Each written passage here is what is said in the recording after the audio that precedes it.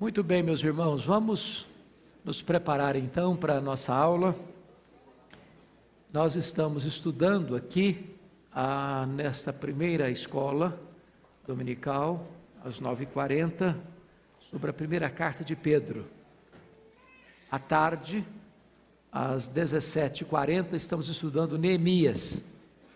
Então hoje vamos tratar de 1 de Pedro, capítulo 2, versos 11 a 25. 1 de Pedro, capítulo 2, versos 11 a 25. Peço que você abra a sua Bíblia ou ligue a sua Bíblia aí, seu smartphone.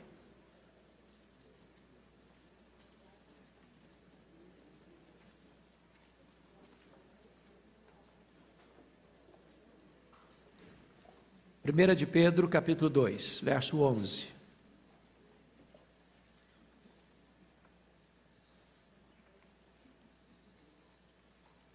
Ok, eu vou fazer a leitura, você acompanhe, por favor.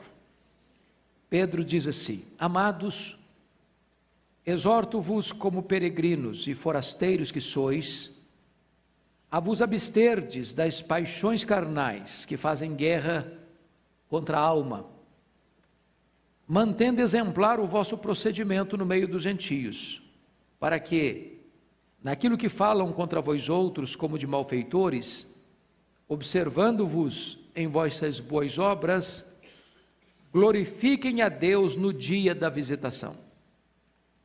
Sujeitai-vos a toda instituição humana por causa do Senhor, quer seja o rei como soberano, quer as autoridades como enviadas por ele, tanto para castigo dos malfeitores como para louvor dos que praticam o bem.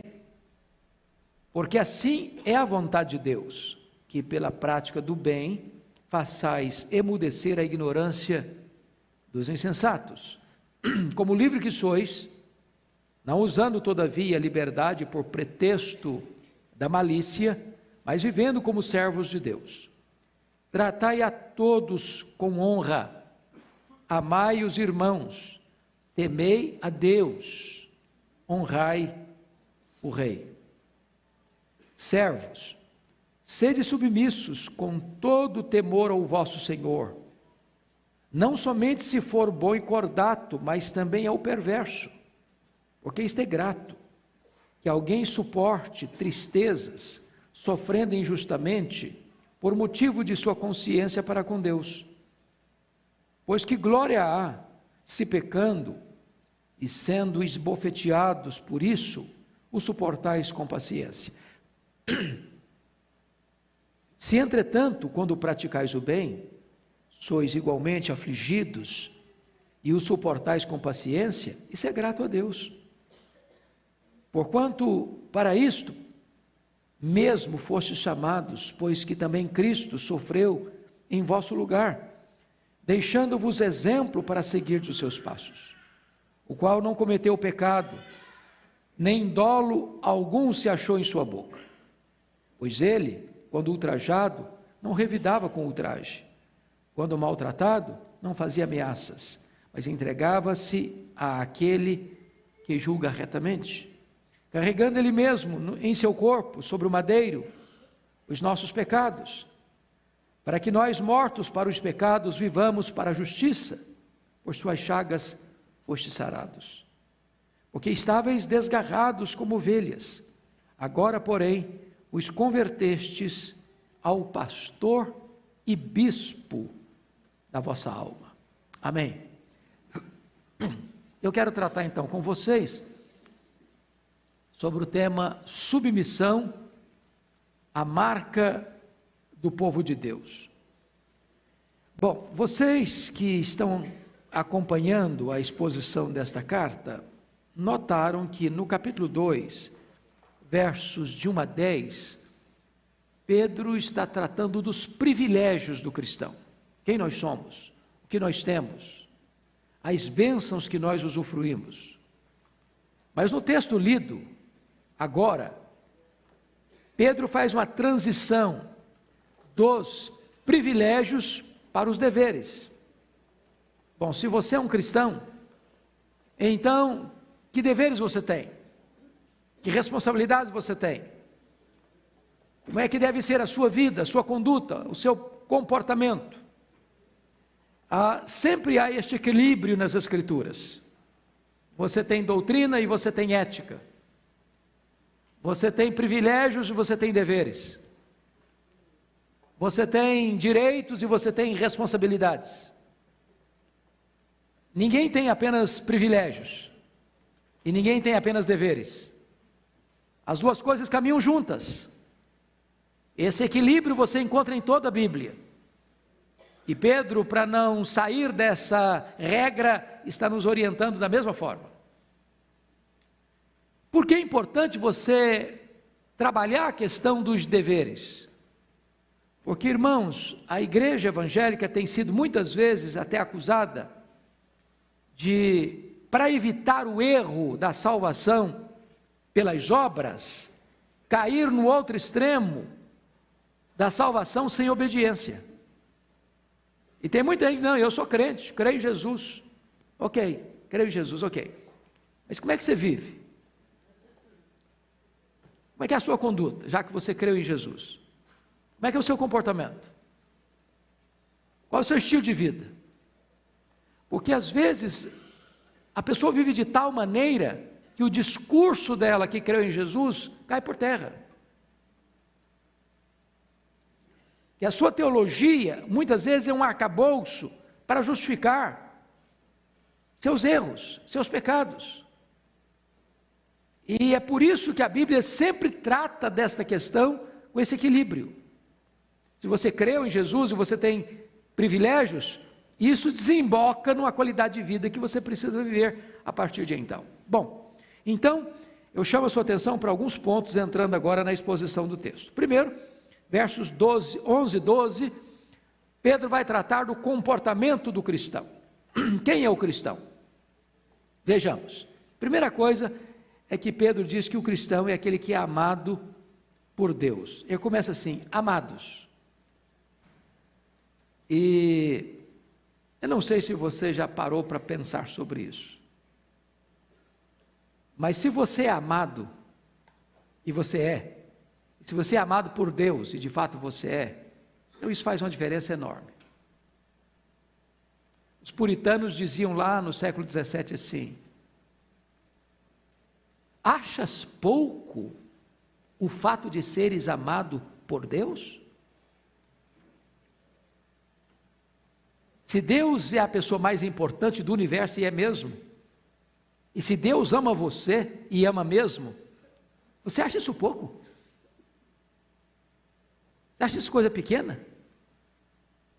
Então Pedro começa a afirmação dele com respeito ao comportamento cristão, dizendo assim, que você é uma pessoa amada.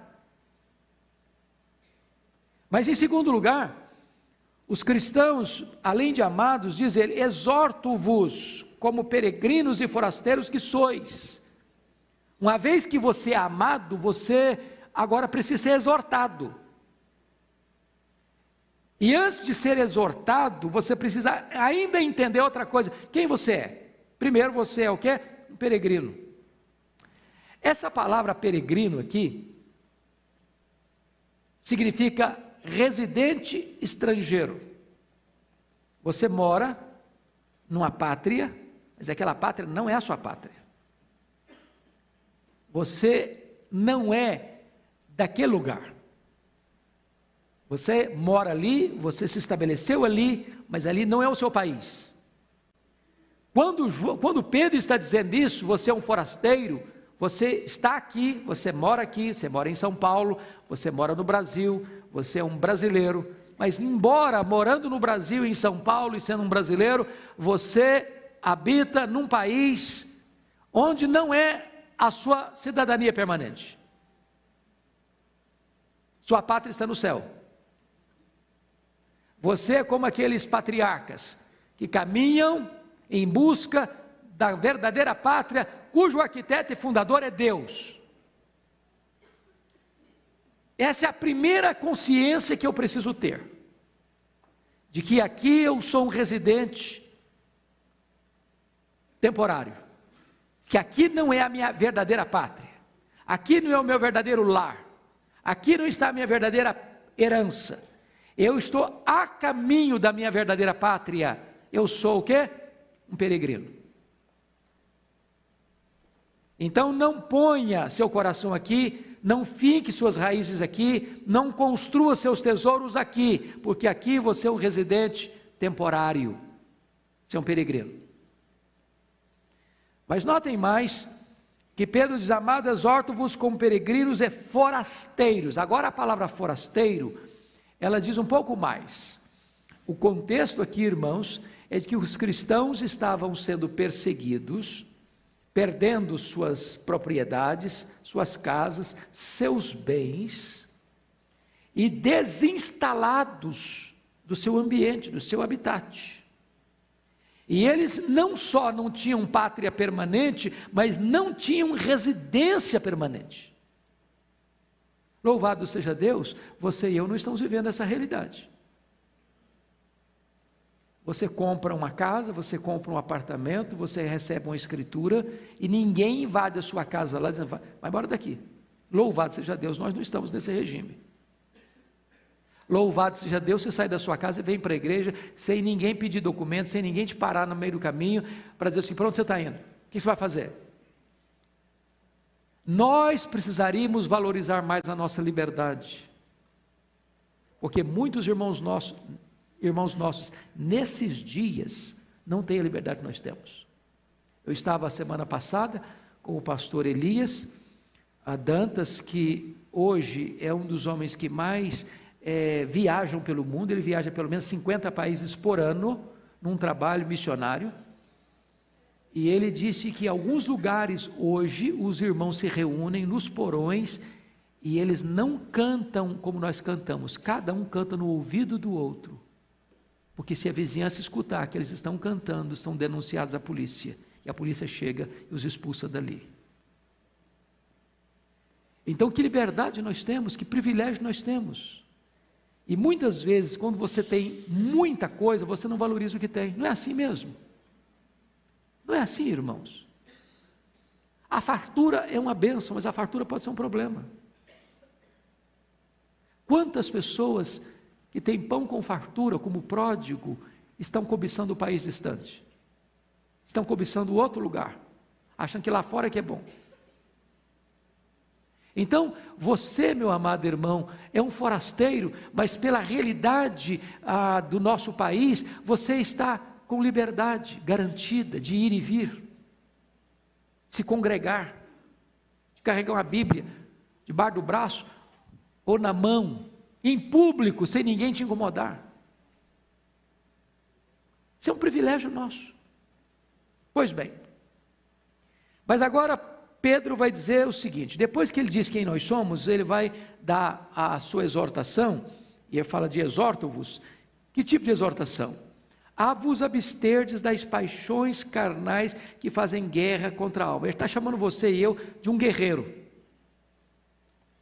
E ele está dizendo que as paixões carnais fazem guerra contra quem? Contra a nossa alma. Agora, o que são paixões carnais? É claro que nós, muitas vezes, fazemos uma leitura muito limitada e superficial do que sejam paixões carnais. Quando eu falo paixão carnal, o que vem na sua cabeça de imediato? Os problemas da depravação sexual, não é não? Não é isso que vem de imediato? Porém, paixões carnais vão além dos pecados sexuais, seja do adultério, seja da pedofilia, seja da relação homoafetiva, seja do sexo bestial com animais, ou seja, do masoquismo, sadomasoquismo, dessas maluquices todas aí. Se você ler a carta aos Gálatas, no capítulo 5, 19 a 21, Paulo trata lá das obras da carne. Notem comigo, que está escrito assim, mas, as obras da carne são conhecidas e são prostituição, impureza, lascívia, os 3 primeiros pecados ligados a sexo. Depois ele continua a lista dizendo o seguinte: idolatria, feitiçaria, 2 pecados ligados ao desvirtuamento do culto. Depois ele vai citar vários outros pecados de ordem de relacionamento: inimizades, porfias, ciúmes, iras, discórdias, dissensões, facções, invejas, obras da carne, paixões carnais. Depois ele vai citar outros pecados da ordem de domínio próprio. Ele chama aí de quê? Bebedices e glutonarias, e coisas semelhantes a essas. Então preste atenção que paixões carnais que fazem guerra contra a alma não é só problema de sexo, não. Como é que você lida com ciúmes? Como é que você lida com mágoa? Como é que você lida com ira? Como é que você lida com a língua, maledicência? Como é que você lida com bebida alcoólica? Como é que você lida com glutonaria? Como é que você lida com inveja? Ora, todas essas coisas, diz o texto bíblico de Pedro aqui, fazem guerra contra quem? Contra a nossa alma. Então nós precisamos aprender a lidar com isso, a enfrentar essa batalha espiritual, que às vezes a gente pensa que batalha espiritual é só com o demônio. Não, batalha espiritual também é contra as paixões carnais. E diz Pedro, e Pedro usa essa palavra forte: fazem guerra contra nós mesmos, contra a nossa alma. Precisamos aprender a lidar com isso. Agora, olha comigo, outra coisa do comportamento. O cristão é um exemplo de conduta irrepreensível num mundo hostil. Olha o comecinho do versículo 12. A primeira de Pedro 3,12, de 2,12. Mantendo exemplar o vosso procedimento no meio dos gentios. Ou seja, enquanto as paixões carnais estão guerreando contra a sua alma, contra você, nessa conjuntura de batalha espiritual, de guerra espiritual, e você é um guerreiro, você precisa manter o quê? Exemplar o seu procedimento. Dentro da igreja, dentro do templo, na hora do culto, aonde? No meio dos gentios. Em outras palavras, você não pode viver num gueto, você não vive num mosteiro. A vida cristã não acontece aqui dentro a gente vem para cá para abastecer, para recarregar as baterias, para abastecer o tanque. Não é isso mesmo? Aí você volta para sua casa, volta para sua escola, volta para o seu trabalho, volta para os seus relacionamentos da família, com seus vizinhos. É lá que a coisa acontece. Lá você é hostilizado, lá você é criticado, lá você é xingado, lá você enfrenta batalha muito grande, e lá, apesar de tudo, você precisa manter exemplar o quê? Seu procedimento. Você é um cristão. Então notem vocês, meus amados irmãos, que se eu sou um cristão, a evidência de ser um cristão é a minha vida, é o meu testemunho, é o meu exemplo, não dentro da igreja, porque é muito fácil ser crente dentro da igreja. Aqui o ambiente é favorável, aqui todo mundo trata você bem, aqui se alguém trata mal, você chega lá e fala: pastor, aquele fulano lá me tratou mal, o senhor dá um jeito nele, aperta o parafuso dele. Mas lá no seu trabalho não, lá alguém está querendo puxar seu tapete, lá alguém está querendo tomar o seu lugar. Lá você precisa suar a camisa para ficar firme. Agora, Pedro ainda vai nos informar aqui que o argumento irresistível de Deus no mundo, e o seu argumento irresistível no mundo, é o seu testemunho. Olha comigo a parte B do versículo 12. Mantendo exemplar o vosso procedimento pelos gentios, para que naquilo que falam contra vós outros, como de malfeitores, observando-vos em vossas boas obras, glorifiquem a Deus no dia da visitação. Ou seja, naquela época os cristãos eram mal falados. Por que eles eram mal falados? Primeiro, os cristãos viviam num mundo politeísta. Todo mundo adorava muitos deuses. Aí o cristão chega e diz, não, eu só adoro a Deus, não adoro mais ninguém. Eles eram chamados de infiéis.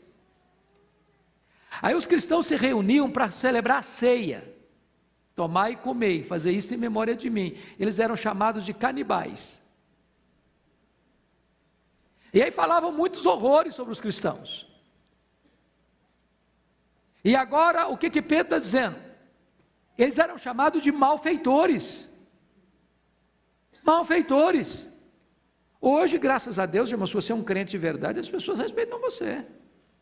É bem verdade que hoje o negócio está ficando feio, não está não? Porque tem muita gente botando todo mundo no mesmo balaio.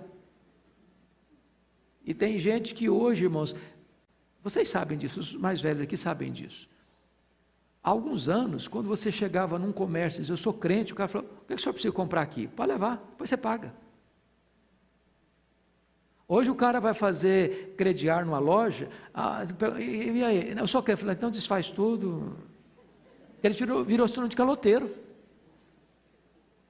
Tem empresa que não contrata crente, que é o cara mais enrolado, é que ler Bíblia lá no trabalho dele. Você pode ler Bíblia, filho, mas na hora do expediente não. Então, o que Pedro está dizendo é que, naquilo que as pessoas falam mal de você, ao observar o seu bom procedimento, eles mudam de opinião.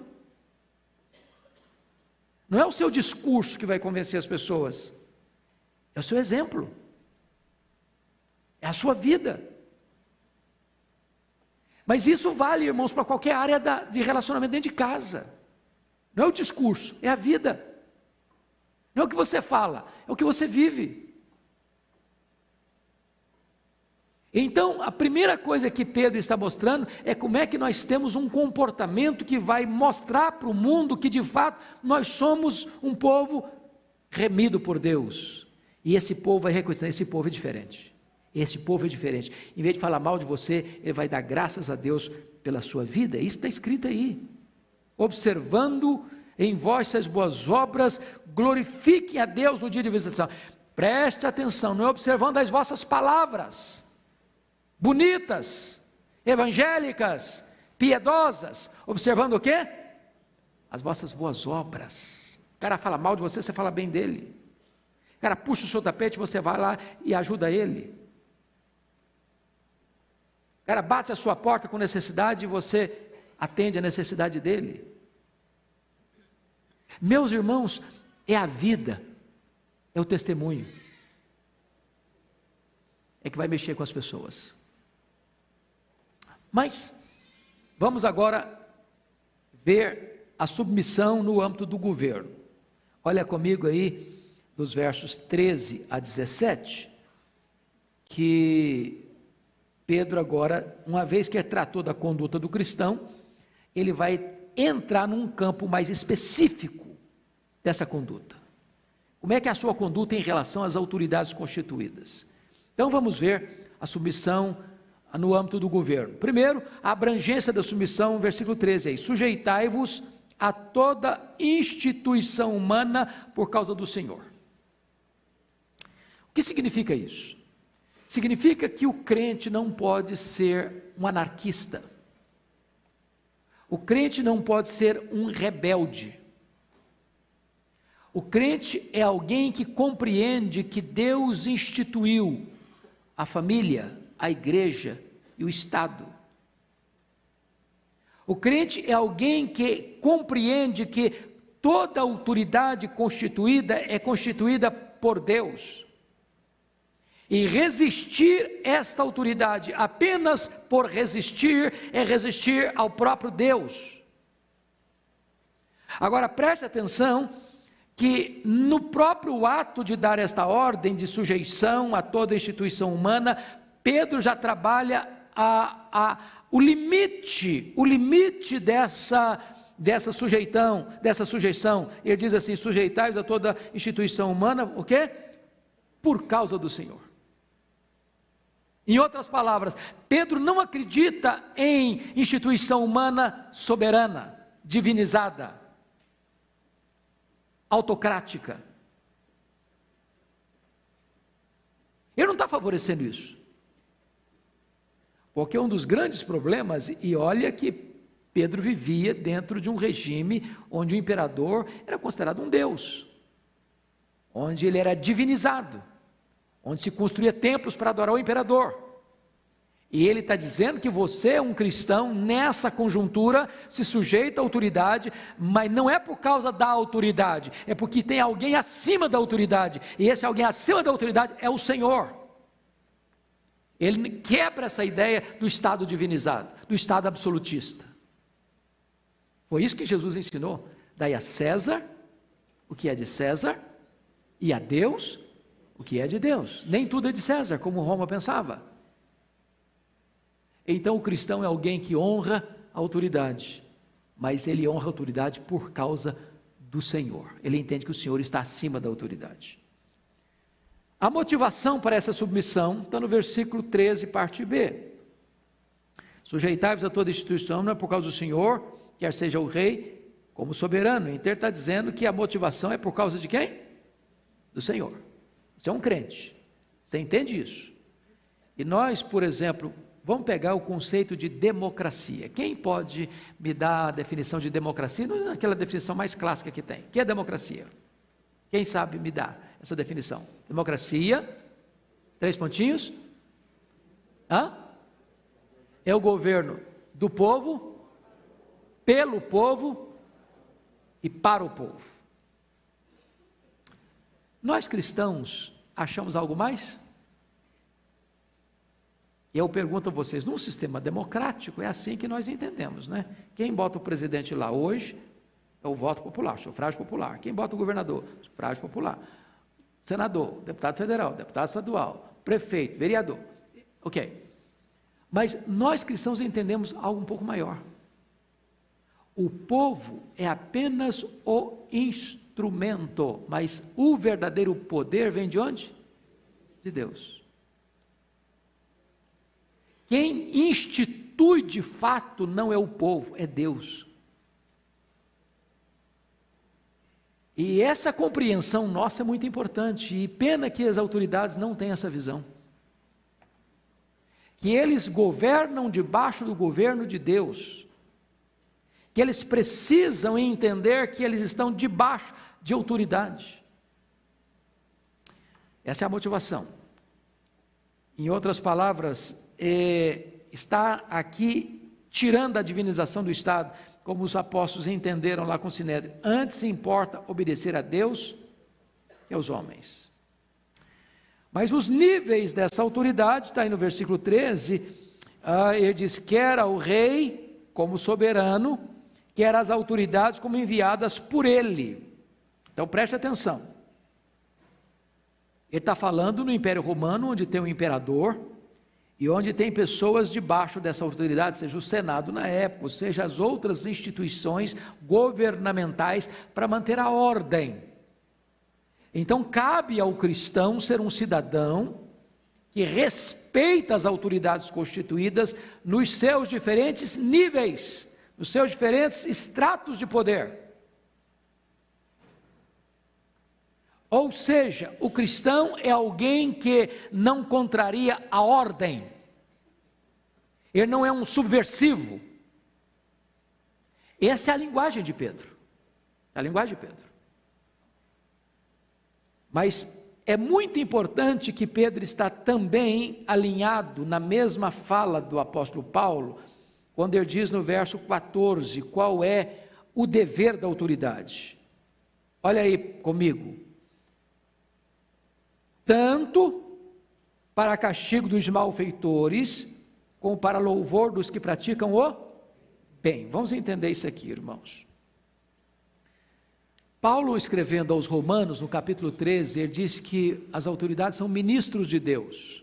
E a palavra ministros lá é diáconos.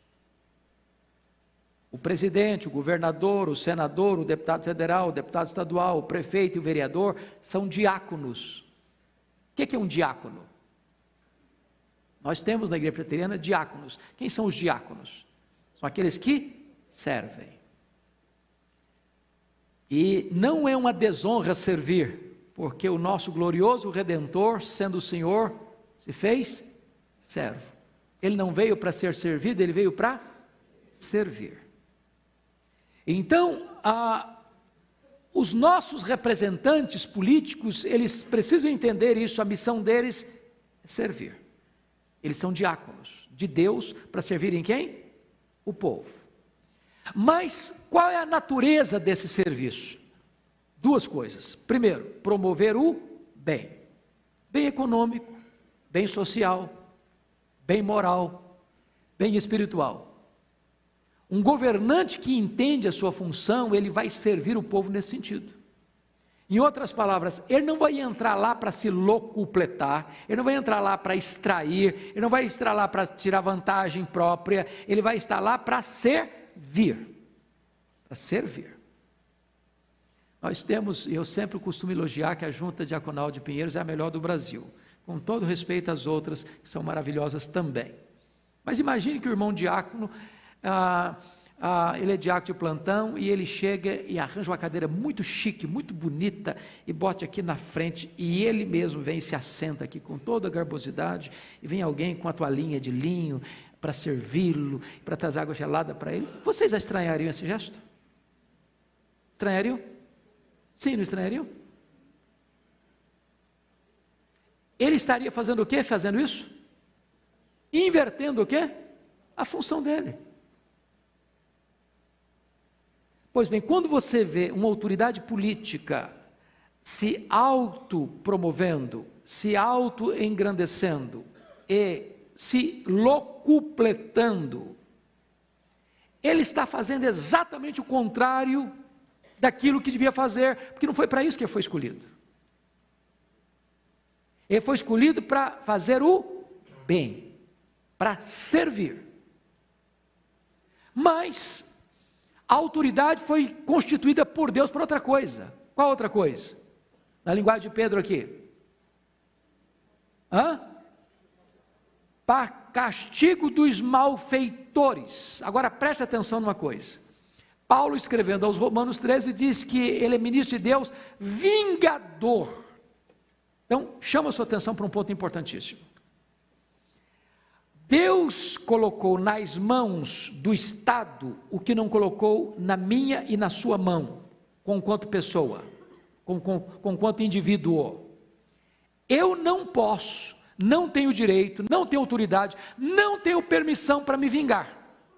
Se alguém fizer um mal a mim, o que é que eu tenho que fazer? Perdoar, pagar o mal com o bem. Se eu for dar o troco, pagar o mal com o mal, eu estou certo? Não, estou errado.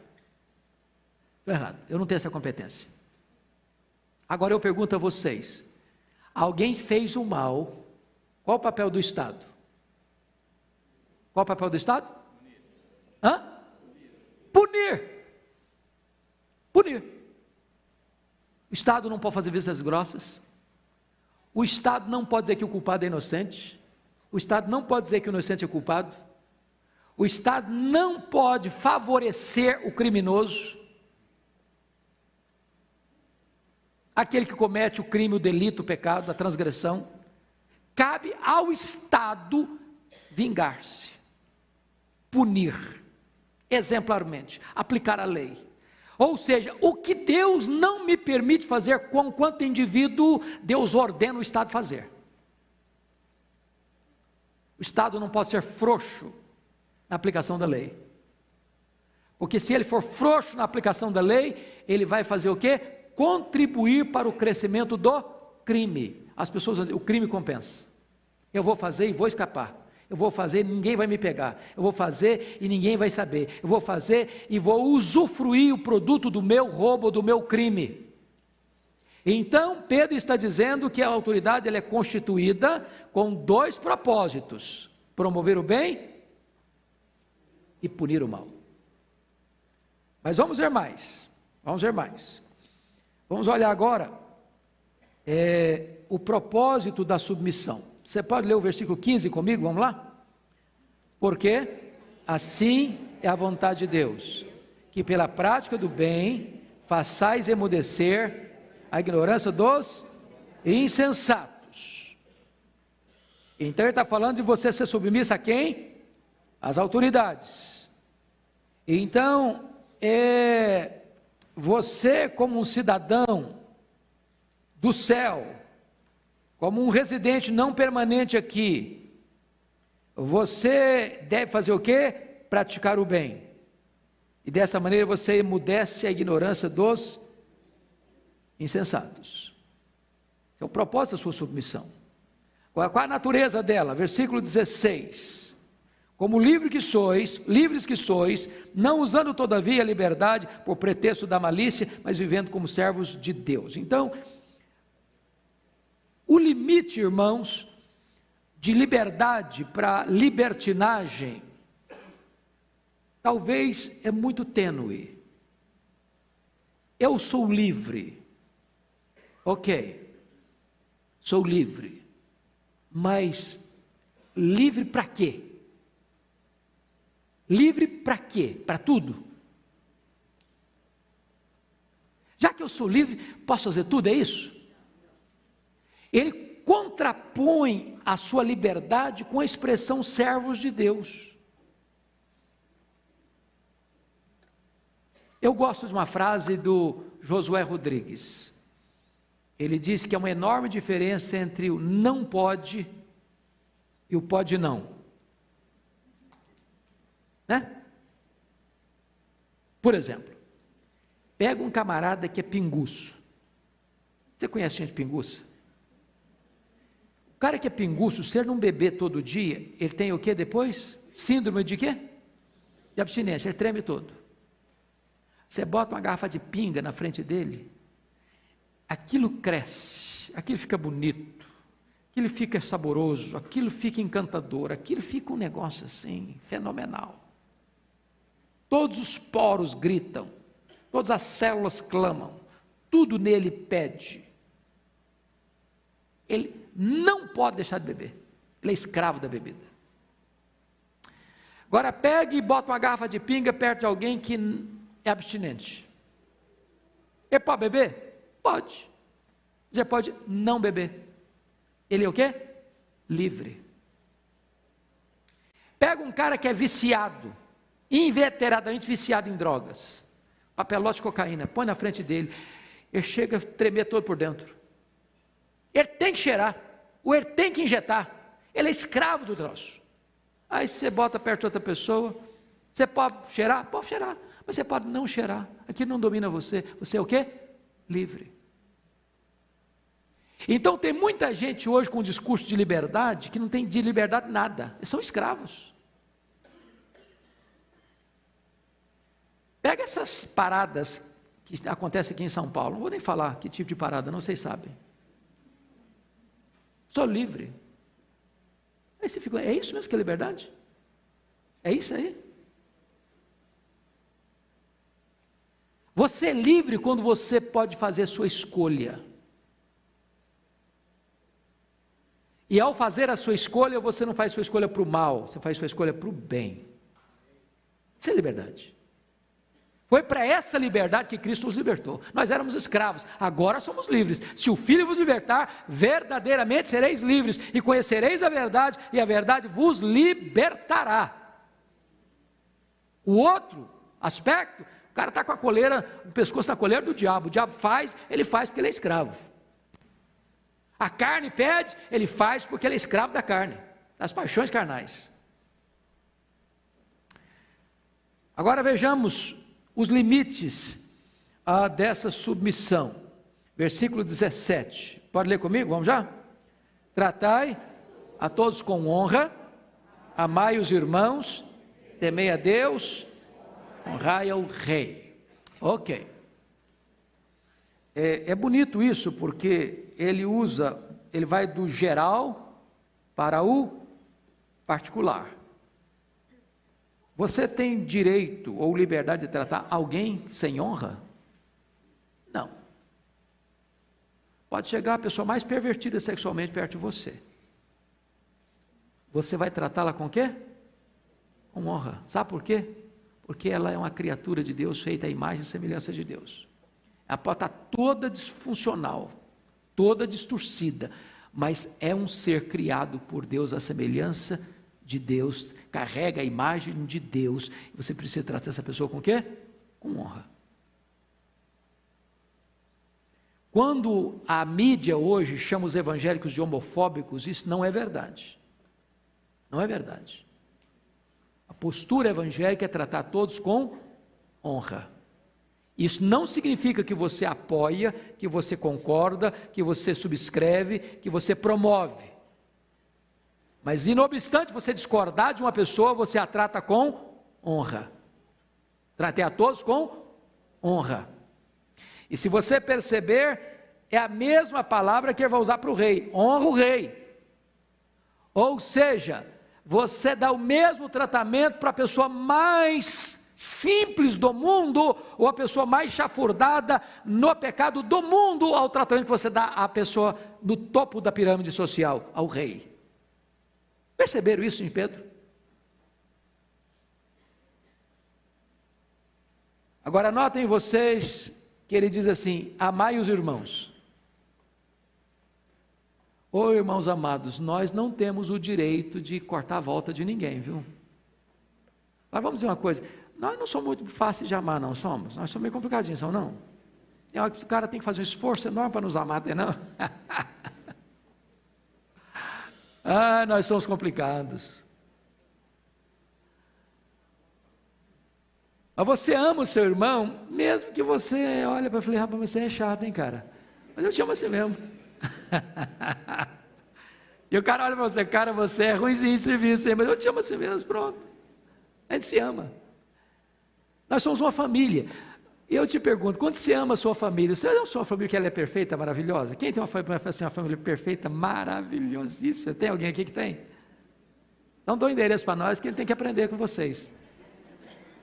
Mas você ama a sua família assim mesmo. Você ama a sua família assim mesmo. Nós amamos uns aos outros, irmãos. Não é porque a gente é todo mundo legal demais da conta, nós somos ruinzinhos mesmo, mas amamos uns aos outros. Amai os irmãos. Com respeito a Deus, o que você tem que fazer?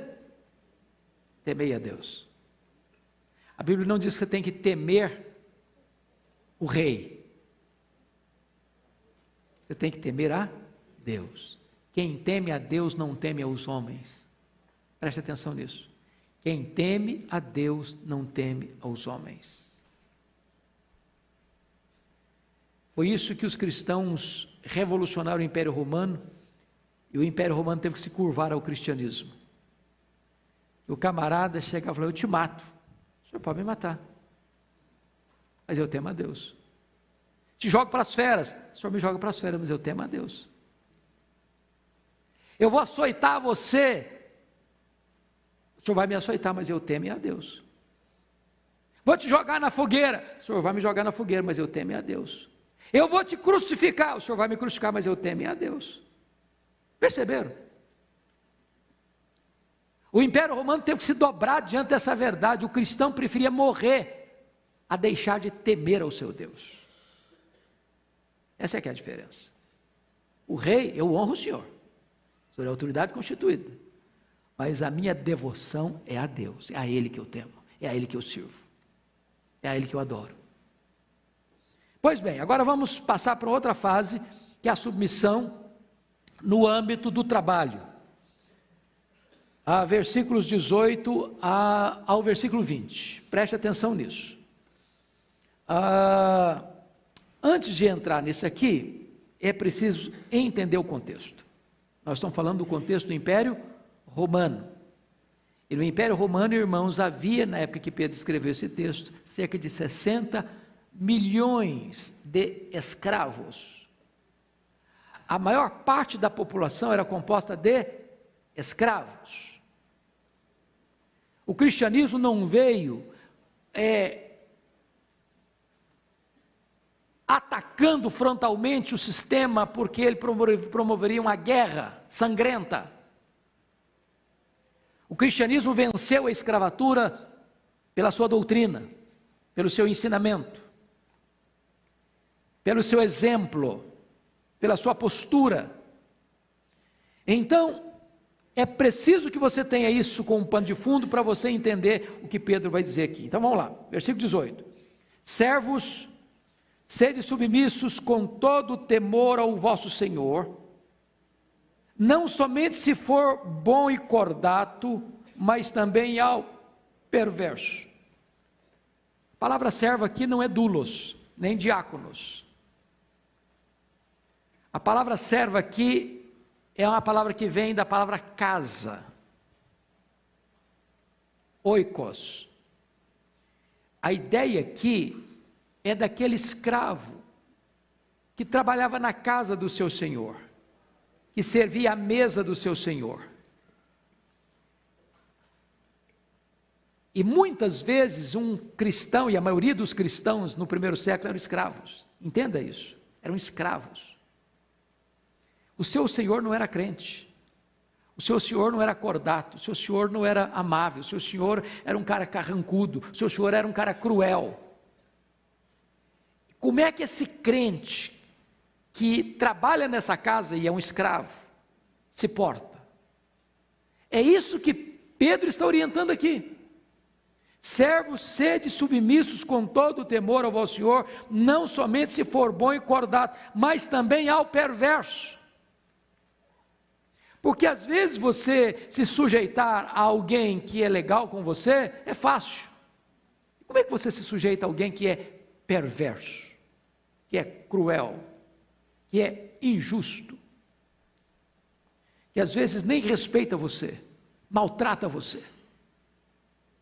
Bom, é claro, irmãos, que Pedro está tratando de alguma coisa aqui que eu chamaria de sobrenatural, o que nós chamaríamos de reação transcendental. Aquilo que Jesus Cristo colocou lá no Sermão do Monte: se alguém te ferir a face, volta a outra; se alguém te forçar uma milha, vai duas; se alguém quiser tomar sua capa, dê a túnica também. Preste atenção nisso. Nem você nem eu temos problemas com ação. Eu explico. Você mora do lado do seu vizinho 10 anos, mesmo andar, porta a porta. Ele nunca gritou com você, você nunca gritou com ele. Ele nunca deixou um lixo na porta do seu apartamento, propositadamente; você nunca deixou outro na porta do apartamento dele, propositadamente. Mas um dia seu vizinho toca a campainha e desanda a xingar você, fala mal de você, a gritar com você. O que você vai fazer com ele agora não é ação. O que você vai fazer com ele agora é o quê? Reação. Viver bem com quem vive bem com você não tem segredo nenhum. Pagar o bem com o bem é muito fácil. A questão é como é que você reage quando alguém age com você erradamente.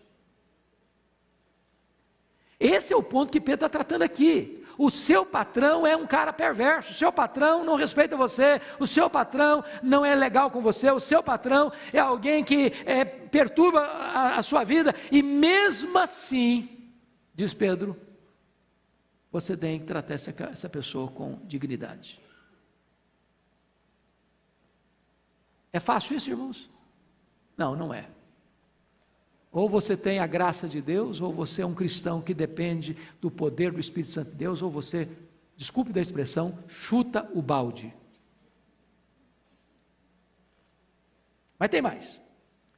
Segundo lugar, submissão a despeito da injustiça. Olha o versículo 19 comigo. Porque isto é grato, se é agradável a Deus, que alguém suporte tristezas, sofrendo injustamente, por motivo de sua consciência para com Deus. Irmãos amados, bom, isso aqui, se você for pensar do ponto de vista humano, você num estado de direito, é diferente de Império Romano. Preste atenção nisso. Eu estou lendo esse texto com as lentes do primeiro século. Hoje, por exemplo, pode ser uma grande empresa. O seu patrão pode ser o gerente, presidente da empresa, até o dono da empresa, e você entrou lá ganhando salário mínimo. Mas se o cara te prejudicar lá, você faz o quê? Como cidadão. Pensa cristão agora, pensa o cidadão comum, faz o quê? Vai o quê? Vai na justiça. Os tribunais garantem a você direitos de defesa. Não era o caso aqui.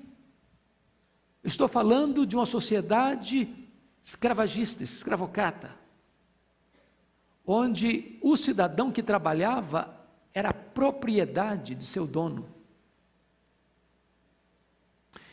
E louvado seja Deus, irmãos, foi o cristianismo que derrubou a escravidão no mundo.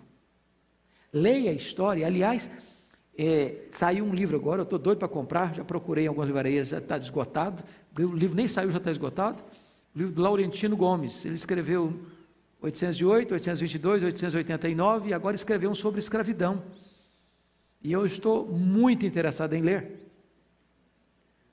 E você vai perceber que o que debelou a escravidão no mundo foi o cristianismo.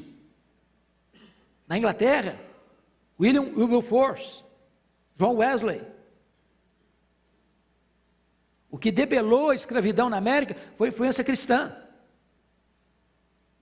E louvado seja Deus, porque nós não vivemos nesse regime, mas aqueles irmãos nossos lá viveram.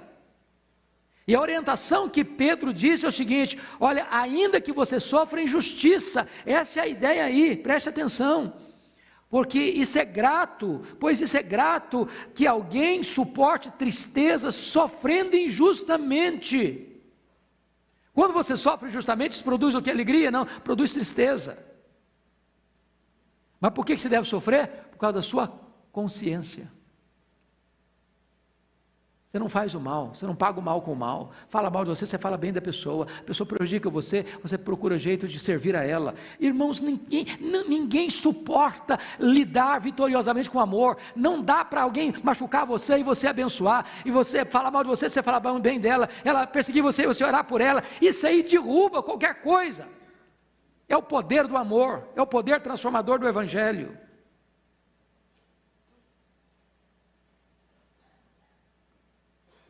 Mas veja mais, submissão a despeito da aflição, versículo 20, você pode ler o 20 comigo, vamos lá? Pois que glória há, se pecando, e sendo esbofeteados por isso, o suportais com paciência. Se entretanto, quando praticais o bem, sois igualmente afligidos, e o suportais com paciência, isso é grato a Deus.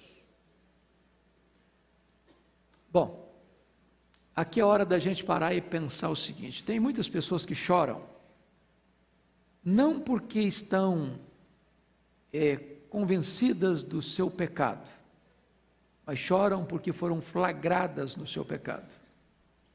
É aquela história da polícia chegar na hora que o ladrão está botando a mão na botija, ele chora, mas ele não chora porque ele está arrependido do pecado que ele estava cometendo, ele chora porque foi apanhado, vai para a cadeia.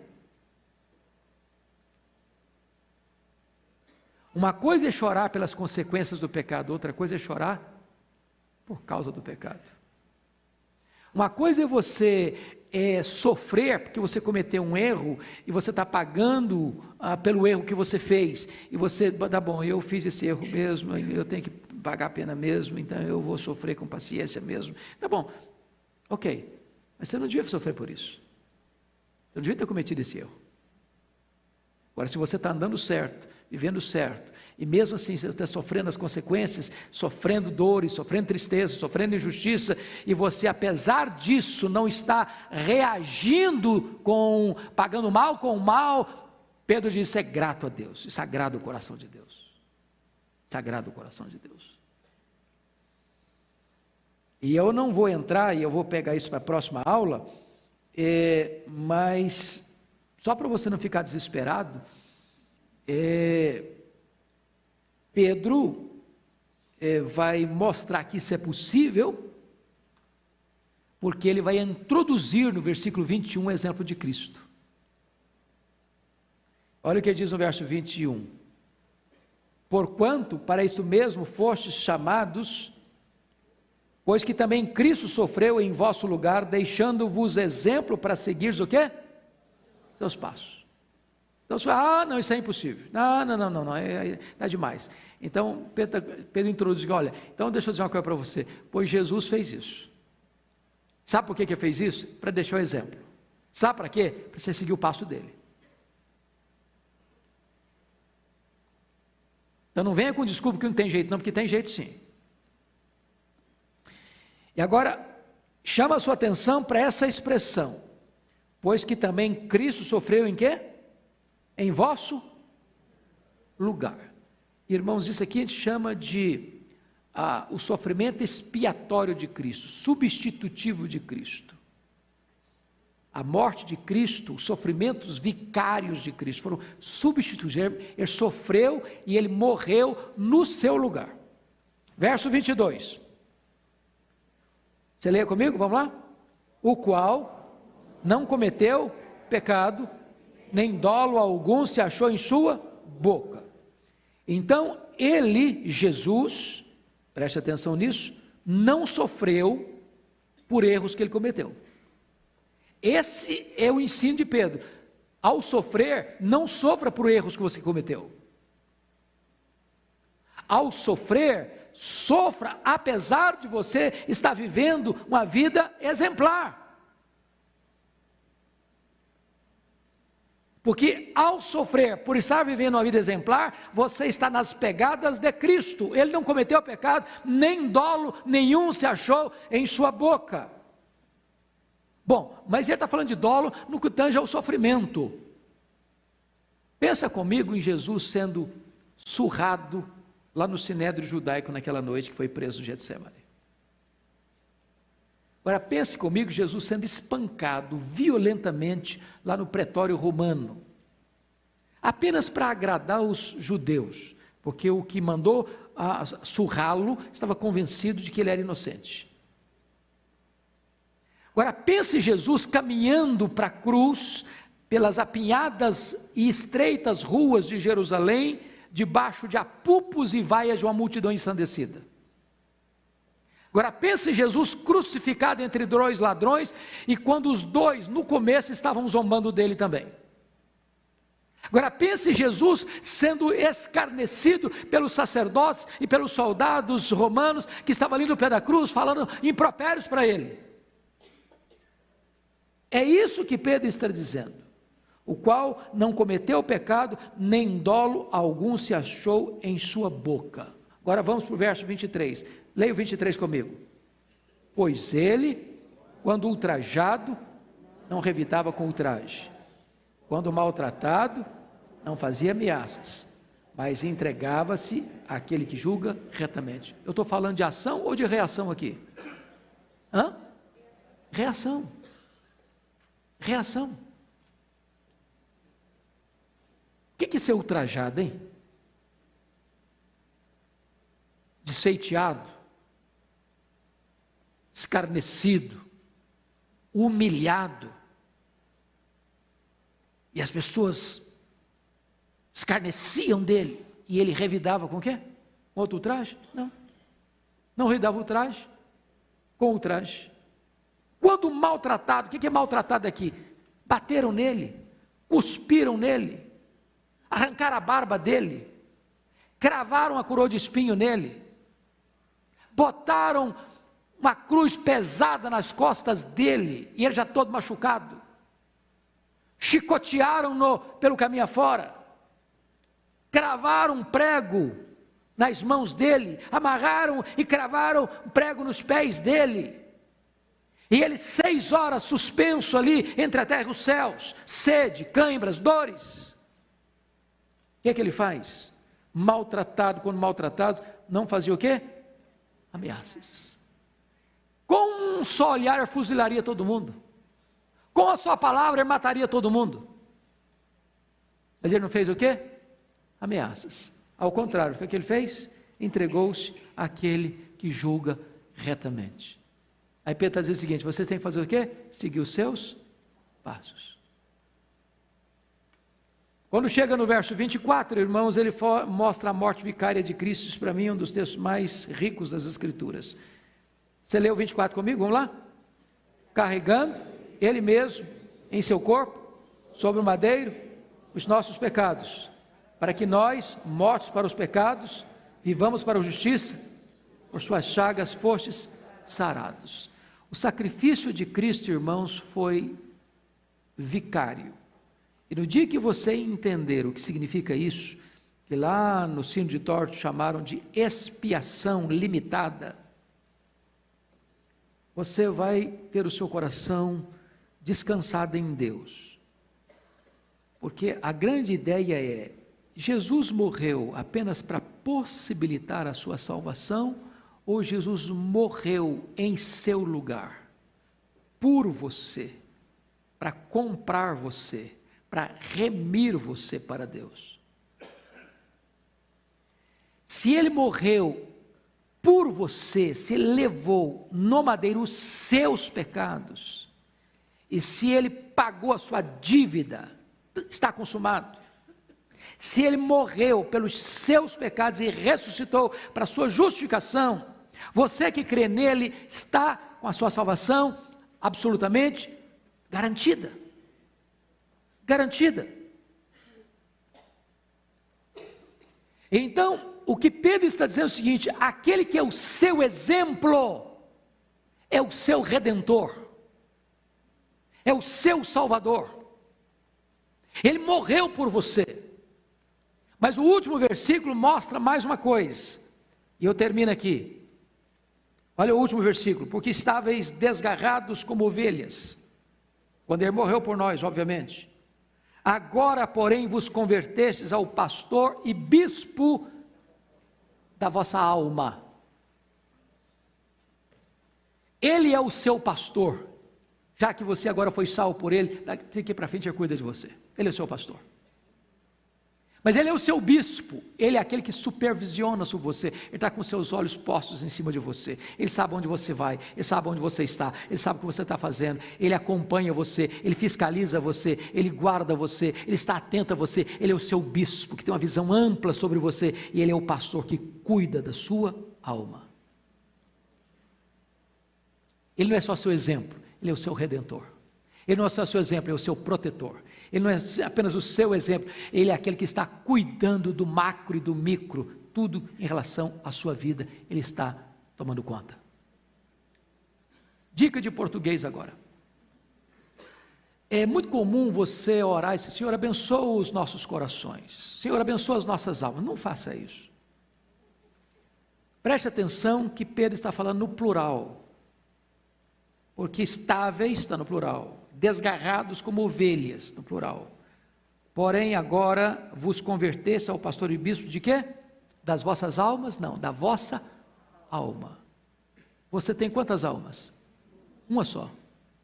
Você está falando para 1000 pessoas: Senhor, abençoa a nossa alma, não as nossas almas. Porque se um camarada não entender nada de Bíblia, nada de cristianismo, você: Senhor, abençoa as nossas almas, qual a conclusão que vai chegar? Você tem mais de uma alma. Senhor, abençoa os nossos corações. Bom, não, Senhor, abençoa, está falando para 1000 pessoas: Senhor, abençoa o nosso coração.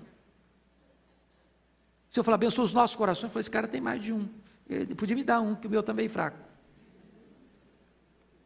Vamos abrir a nossa Bíblia.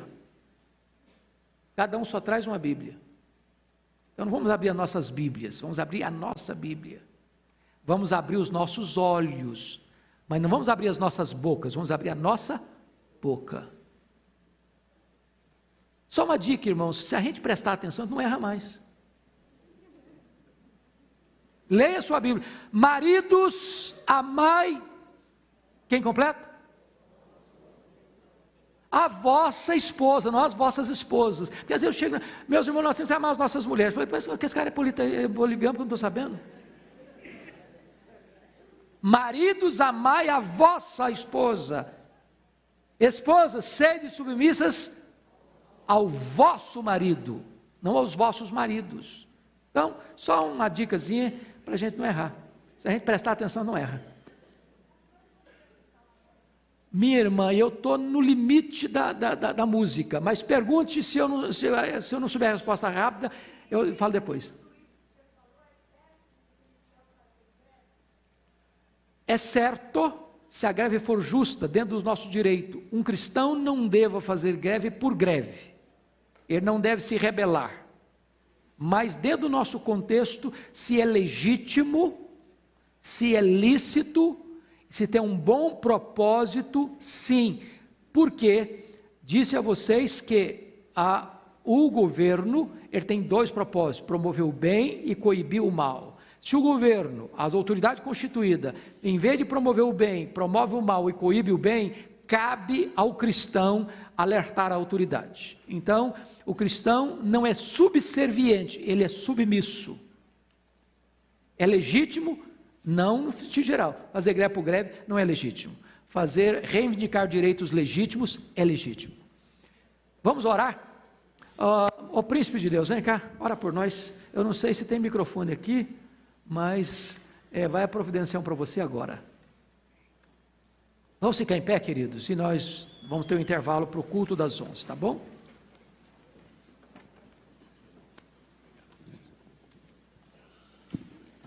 Santo e poderoso Deus, nós te louvamos, ó Pai, por mais esse dia de vida que tu nos concedes. Nós te louvamos, ó Pai, e te agradecemos também pela tua palavra que foi exposta aqui, ó Deus. Que essa palavra, ó Deus, se mantenha firme nas nossas mentes e nos nossos corações. Abençoa, ó Deus, a cada um de nós. Dá-nos a tua paz. Perdoa, Senhor, os nossos pecados, em nome e por amor de Jesus. Amém. Amém.